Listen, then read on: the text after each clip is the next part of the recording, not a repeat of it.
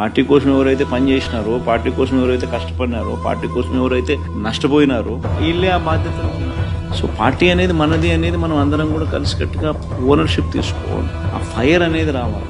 పార్టీని దేశంలో ఏ పార్టీ లేనంత ఇంత బలంగా ఈ పార్టీని చేయాలని చెప్పి దృఢ సంకల్పంతో నిర్ణయం తీసుకుని అడుగులు వేస్తాను. నేను కేవలం ఎన్నికలు అయిపోయి 4 నెలలు కూడా కాల, 4 నెలలు అయింది. 4 నెలల్లోనే ఇంతగా నేను మిమ్మల్ని పిలిచి, మిమ్మల్ని మోటివేట్ చేసి, జిల్లా అధ్యక్షులను నియమించి కొత్త వాళ్ళను మోటివేట్ చేసి, ఈ స్ట్రక్చర్ మళ్ళీ తీసుకుని రావాలని చెప్పి, ఇంత ఆర్గనైజ్డ్ గా చేయాలని చెప్పి ఇంత మోటివేట్ ఎందుకు చేస్తా ఉన్నానంటే కేవలం అదే, ఆ ఫైరే.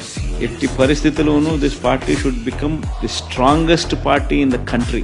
లక్షల మంది మనల్ని ప్రేమించిన కార్యకర్తలు, కోట్ల మంది మనకు అభిమానించే ఓటర్స్, ఇంతమంది అభిమానస్తులు మనకున్నారు. వీళ్ళందరి కోసం మనం నిలబడాల్సిన అవసరం ఉంది. అందరికీ మంచి చేయాలని అంటే మనం ఆ సీట్లో ఉండగలిగితేనే మంచి చేయగలుగుతాం. దానికోసం అని చెప్పి మనం గట్టిగా యుద్ధం చేయాల్సి వస్తుంది.